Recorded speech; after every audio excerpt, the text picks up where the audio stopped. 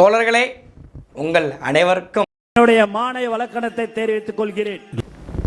இன்றைய தினத்தில் நம்ம சனி அண்ணன் வெளியில் வந்துட்டார். யார்? சனி அண்ணன் வெளியில் வந்துட்டார். நம்ம சனி அண்ணன் வந்ததுனால இன்னைக்கு என்னெல்லாம் நடந்திருக்கு அப்படிங்கிறத லேசாக பார்த்துட்டு வந்துடுமா?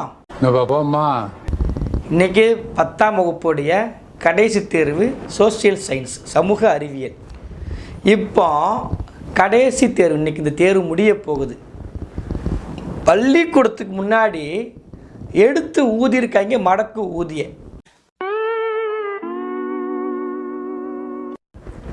எடுத்து ஊதின உடனே ஸ்கூல் நிர்வாகமே காரி துப்பி இருக்கு. டேய் தற்கூரி பசங்களா, மானம் கெட்டவங்களா, உங்கள் அண்ணனுக்கு படிக்கவும் தெரியாது நடிக்கவும் தெரியாது, நீ இங்கே வந்து எங்கள் பொழப்பை கெடுக்காத, ஸ்கூல் பிள்ளைங்க தேர்வு எழுதிக்கிட்டு இருக்கடா மானம் கெட்டவனு சொல்லி நிர்வாகம் காரி துப்பி இருக்கு. சத்தம் போடாதீங்க. ஸ்கூல் ஸ்டூடண்ட்ஸ் பப்ளிக் எக்ஸாம் நடந்துட்டு இருக்கு. பிள்ளைங்க பரீட்சை எழுதணும்ல.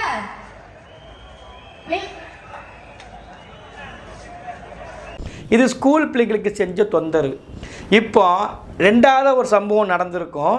இந்த வீடியோ பார்க்கும்போது எனக்கு சத்தியமாக பாவமாகவே இல்லை.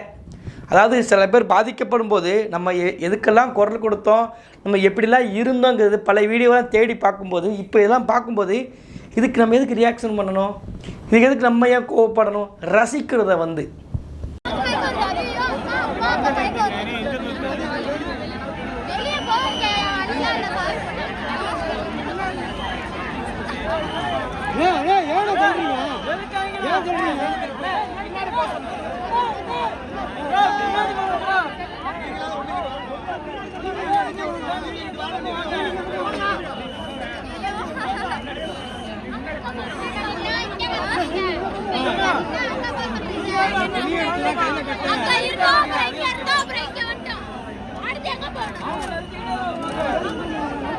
இப்போ அந்த பெண்மணி தவக்க கட்சி கூட்டத்துக்குள்ளே வந்த உடனே அப்படியே மூச்சு முட்டுறாங்க, திணறாங்க. இதை பார்க்கும்போது பாவமாக வரல, பாவமே தோணலை.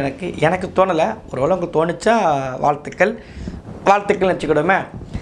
இப்போ தவக்க கட்சியில் பெண்களுக்கு முக்கியத்துவம் கொடுப்பாங்களாம்மா, அதை பெண்களே சொல்லுவாங்க.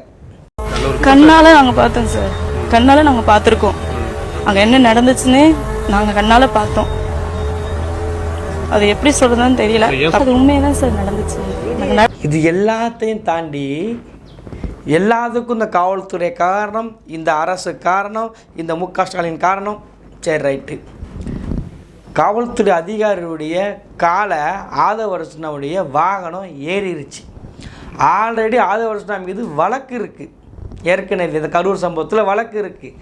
இப்போ அவருடைய வாகனம் வந்து காவலருடைய காலில் ஏறி கால் முறிஞ்சிருச்சு. வாழ்க்கையே வம்பாக்கி விட்டு போயிட்டாங்க இந்த தற்கூரி கூட்டங்கள் வந்து.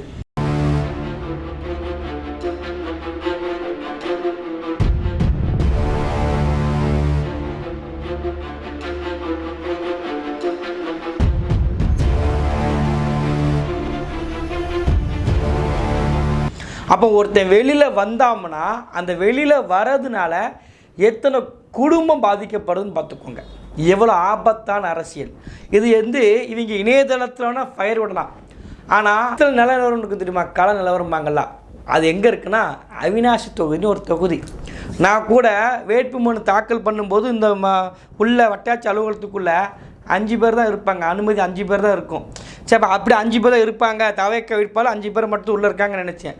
ஆனால் அவங்க வெளியிலேருந்து வரும்போதே 5 பேர் கூட தான் வந்திருக்கிறாங்க.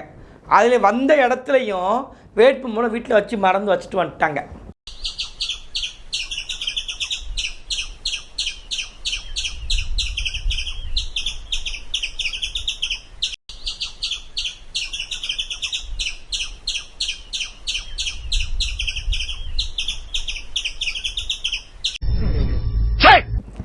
இதுதான் கிரவுண்ட் ரியாலிட்டி, இதுதான் உண்மையும் கூட. இந்த லட்சணத்தில் வச்சுக்கிட்டு இன்றைக்கி திருச்சியில் அண்ணன் போய் என்ன பண்ணியிருக்காரு, நீதி கேட்டிருக்காரு. யாருக்கு? அவருக்காக, மக்களுக்காகலாம் கிடையாது, அவருக்காக நீதி கேட்டிருக்காரு. அவர் ஜனநாயகன் படத்துக்குள்ளே வந்தது உடனே இப்படி பேப்பர் பார்த்து தான் படிப்பார். அவருடைய பிரச்சனை, யாரோட பிரச்சனை? அவர் பிரச்சனை. அவர் கடைசி படம் கரூர் சம்பவத்திலேருந்து பல துயரங்களை அவர் அடைஞ்சிருக்காராம்மா. அதை கூட அண்ணன் இப்படி பார்த்தா படிப்பார். கரூர் சம்பவத்தில் இனிமேல் நீங்கள் பழியை போட்டிங்க, அதுக்கு பிறகு இப்போ நீங்கள் பார்த்துக்கிட்டீங்க, அதனால் அண்ணன் பட் 100 டைம் சொல்லியிருப்பார். அதனால் ஜனநாயகன் படத்தில் நீங்கள் எங்களுக்கு பிரச்சனை கொடுத்தீங்க, எனக்கும் உங்களுக்கும் இணக்கமாக உறவு ஒன்றா சேர்ந்துடும். என்ன ஜனநாயக படம் பார்க்கறதுனால எங்களுக்கு உங்கள் விஜய்க்கும் இந்த மக்களுக்கும் இணக்கமாக உருவாயிருமோ? சொல்றது மாதிரி நம்ம கடைசி படமான ஜனநாயகன் அதான் நம்ம மனசுக்கு நெருக்கமான உங்க எல்லாரோடும் நமக்கு இருக்கிற பூர்வ ஜென்ம பந்தத்தை இன்னமும் எங்க இறுக்கமா மாத்திடுமோன்னு, எங்க அது இந்த தேர்தல்ல நமக்கு மிகப்பெரிய ஆயுதமா மாறிடுமோன்னு ஒரு கூட்டு சூழ்ச்சி, அதோட இன்னும் பல பல சூழ்ச்சிகள். அதனால உங்க மகன், உங்க அண்ணன், உங்க தம்பி, உங்க விஜய் கேட்கிறேன், உங்களுக்காக நீதி கேட்க வந்த எனக்கும் சேர்த்துதான் நீதி வேண்டும். வீல திருத்த முடியாது, அவ்வளவுதான். ஜனநாயகன் படத்தை தடுத்து நிறுத்தினது சரி ஒன்றிய அரசு, சரி தமிழ்நாடு அரசு, சரிங்க ஸ்டாலினே இருக்கட்டுங்க, இருந்துட்டு போட்டுங்க. படம் வெளியிடுவதற்கு விஜய் செய்த செயல்கள் என்ன ஒன்று சொல்லிடு, மானங்கட்டவன் ஒன்று சொல்லிடுங்க. ஒரு படம் வரப்போகுதுன்னா அந்த படத்தினுடைய பாடல்கள் வெளியாகுமா ஆகாதா? மானங்கட்டவனை சொல்லுங்க, தாவைக்கா மானங்கட்டவன்களை சொல்லுங்க. ஒரு படம் வரப்போகுதுன்னா அந்த படத்தினுடைய பாட்டு, அந்த படத்தினுடைய பேக்ரவுண்ட் இருக்கக்கூடிய அந்த டான்ஸு, அந்த கிளிம்ஸ் எல்லாம் வெளியே வந்துருக்கும். எதுவுமே இந்த படத்தில் வரல. ஏன்னா உனக்கு ஆல்ரெடி தெரியும் இந்த படத்தை வெளியிடக்கூடாது அப்படிங்கிறத நீ ஃபிக்ஸ் பண்ணிட்ட. நீ இதை அரசியலாக்கும் நீயே திட்டமிட்டிருக்க. அதனால் இந்த வேலையை திட்டமிட்டே பண்ணி விட்டதுனால படம் வெளியாகலை. உடனே அரசு மேலே பழிய போடுற. அரசு அப்படி செய்யும், நமக்கு தெரியும். ஆனால் நீ அதை சாதகமாக உனக்கு ஏற்ற மாதிரிக்கு மாற்ற பார்க்குறீங்களா? அதில் தான் இங்கே தப்பு இருக்குது. படத்தினுடைய எந்த பாடலும் வெளியாகலை. படத்தினுடைய அதாவது கடைசி கட்டத்தில் கிளிம்ஸ்லாம் வெளியிடுவாங்க படத்துக்கு ரிலீஸ் ஆக போகிற டைமில். எதுவுமே நீங்கள் பண்ணவில்லை. காரணம் என்ன? படம் வராது, வரக்கூடாதுன்னு பிளான் பண்ணி இருந்து கட்சி வினோத்துடைய வாழ்க்கையை நாசமாக ஆக்கணும். அந்த இயக்குனர் வாழ்க்கையை பல இயக்குனரை சோழி முடிச்சாச்சு. அது இப்போ சூப்பர் ஸ்டாரு, அப்புறம் அஜித்து, இவங்கெல்லாம் வாழ்க்கை கொடுத்துருப்பாங்க. உன் கூட எவனும் உருப்பிட்டது கிடையாது. அதனால் கடைசி என்ன ஆயிடுச்சு? கட்சி வினோத்தையும் வம்பாக்கி விட்டாச்சு. இதில் இவங்க எப்படி ட்ராமா உருவாக்குறாங்கன்னா, இப்போ பாருங்கள்,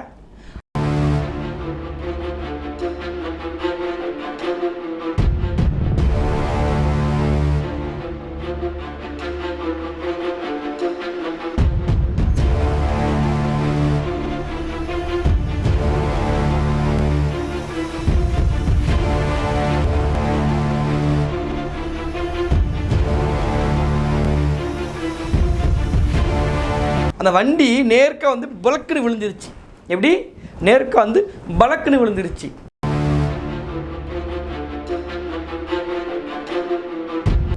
எப்படிங்க? முன்னாடி ஒரு வண்டி போகலை, பின்னாடி எந்த வண்டியும் தட்டலை, வந்த மணிக்கே விழுந்துட்டாருங்க அவர் அண்ணன் மேலே கீழே இறங்கி வந்துட்டாரான். விஜய் நீங்கள் அவ்வளோ நல்லவரா? நீங்கள் ஏன் இவ்வளோ நடிக்கிறீங்க? நீங்கள் அவ்வளோ நல்லவரா? நீங்கள் அவ்வளோ நல்லவர் கிடையவே கிடையாதா?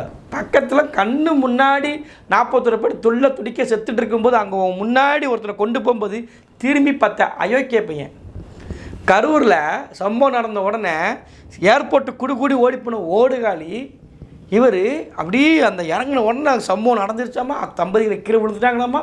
உடனே அது பாருங்கள், கரெக்டாக ஹெல்மெட் போட்டு வந்திருக்காங்க. எனக்கு புரியலையே, இந்த தற்கொலை கூட்டத்தில் எவனா ஹெல்மெட் போட்டு நீங்கள் பார்த்துருக்கீங்களா? எவனா ரூல்ஸ் வச்சு நீங்கள் இது வரைக்கும் நீங்கள் ஏதாவது இதில் பார்த்துருக்கீங்களா? இவன் புதுசாக ஹெல்மெட்லாம் போட்டு வந்திருக்கான். எப்படிங்க? அது கச்சிதமாக லாக் பண்ணியாச்சு. இதிலே தெரிய வேண்டாமா? நீ வார விழுகிற தலைவர் அங்கேருந்து மேலே பார்க்குறாரு, உன்னை பார்க்குறாரு. இன்றைக்கி தான் ரீல்ஸ் நமக்கு கிடச்சிருச்சு. அவ்வளோதான். இன்றைக்கி இதை பற்ற தளபதி முழுக்க பாருங்கள், கீழே விழுந்த தொண்டை நேரில் பார்க்க வந்துட்டார்.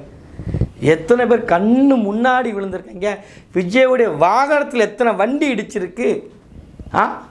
திரும்பி கூட பார்க்க மாட்டாருங்க உங்கள் ஆள்.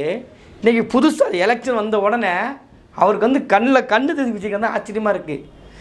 பாதிக்கப்பட்ட மக்கள்லாம் நேரில் போய் பார்க்க போகிற சந்தோஷம் ஒரு வகையில். இப்படியாச்சு செய்கிறார இந்த சைக்கோ மாதிரி.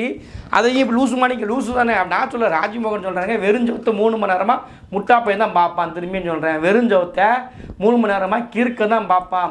இப்படி அடிபட்டிருக்கக்கூடிய ஒருத்தங்களை கீழே விழுந்துட்டாங்க. நல்ல வேலை விஜய் அப்போ தெளிவாக இருந்திருக்காரு போல இருக்கு. எந்த விதமான கூல் ட்ரிங்க்ஸும் குடிக்கலை. நல்ல விஷயம் இல்லைன்னு வச்சுக்கோங்களேன்.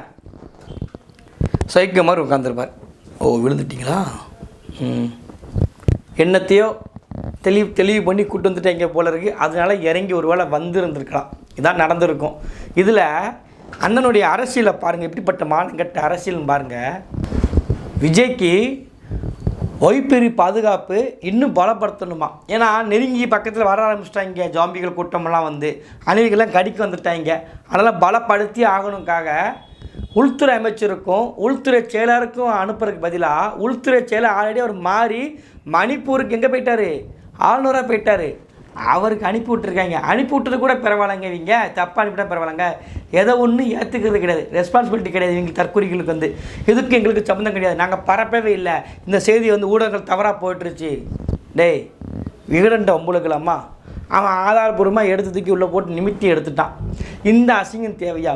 போகிற இடம் முழுக்கவே அடி வாங்கிறதுக்குன்னே வந்து நின்றுருக்குறாங்க. யூடியூப்பரை தாண்டி இப்போ செய்தி ஊடகங்களுக்குமே கடன் கொடுக்க வந்துருக்குறாங்க. அதனால் தவைக்க தொண்டர்கள் கான்ஃபிடண்ட்டாக இருங்க. நல்லதே நடக்காது உங்களுக்கு. உங்கள் அண்ணன் உறுதியாக தோக்குறாரு.